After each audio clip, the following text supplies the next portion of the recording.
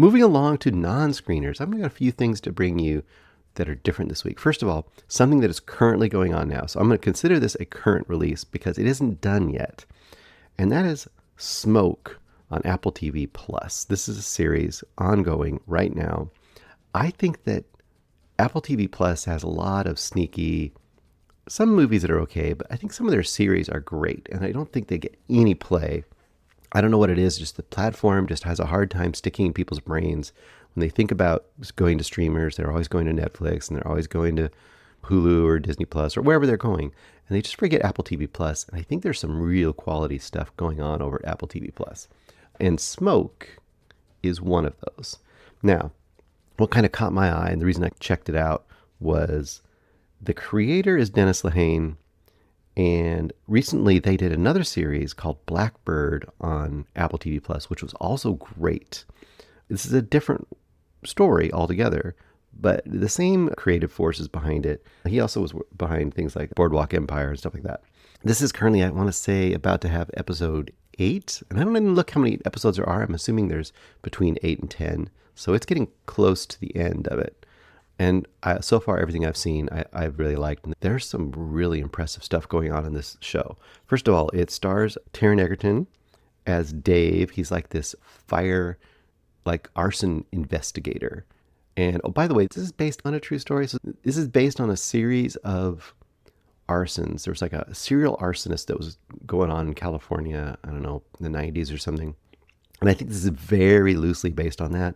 But I would say based on that in the most, like I said, general sense. This is not going to be like a pseudo documentary it's not going to tell you all the details of that event. It's just using it as a kickoff point, I think.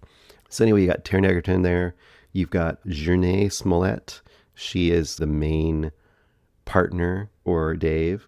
And then you've got this other character named Freddie, and I'm going to talk about him in a second. I want to point him out. This actor, boy, I'm going to say all these names wrong. Katari Guana Mabahu Mui. I'm just going to call him Freddie now. It's easier. Also, you do have Greg Kinnear in here, awesomely. And you have John Leguizamo, who is always great. He doesn't come in until about, I don't know, the 4th episode. But when he comes in, he just adds a whole level of spice to the series. And if you love John Leguizamo, like most of us do, he's always a welcome addition to a production. Anyway, the guy playing Freddie is so fantastic. There is a creepy air and just a misanthropic performance he gives here, which is fantastic. And in a just world, this would at least get an Emmy nomination for supporting actor because his performance is fantastic. Basic concept, like I said, is you've got these 2 investigators, Dave and Michelle. Now, Michelle's just a police officer, and she gets joined up with the fire investigator because they had this two series ongoing at the same time of serial arsons going on, and they're trying to solve them. And even though Dave, who's this, like I said, he's an arson investigator, he's also teaches arson investigation, and so his reputation in some ways is getting put down because if you're such a great arson investigator, why are these 2 giant serial arsonists successful in your region? You think you'd have them knocked down. So that's something he's dealing with right out of the gate. So he gets paired up with this police officer because I guess they're supposed to maybe help him use investigative forces that he maybe wouldn't have access to as a fire investigator. Anyway, you kind of set up this partnership with them.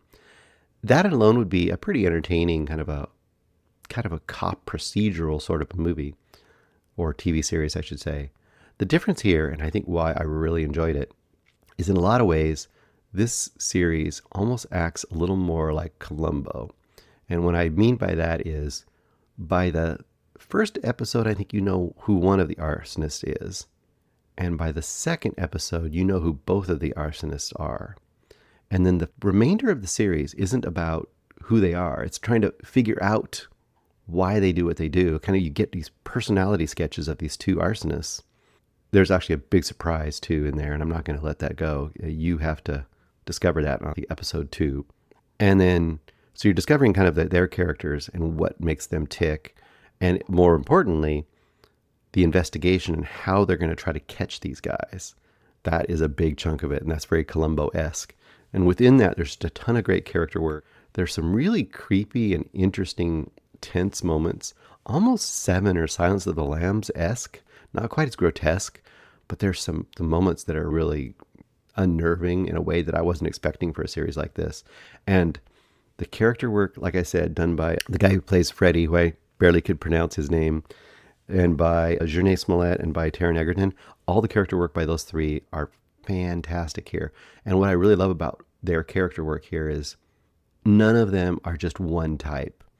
You get to really see the darkness that you wouldn't expect in the cop character and in the fire investigator character. They really dive into that, and it just makes it a lot richer. So that by the time we're moving along towards the final episodes here, you're really invested in these characters and you really understand where they're coming from. So I would highly recommend Smoke, especially if you like good crime investigation kind of procedurals. And also recently I was talking about Mindhunter. This has a little bit of Mindhunter in it too, where you get that, like I said, just got some Fincher-esque vibes to it and stuff. It's really good. Hey guys, thanks so much for watching this video. For more movie and television reviews and interviews, please subscribe to my Deepest Dream channel. Like, comment, share, subscribe. And as always, thanks so much for your support. Take care.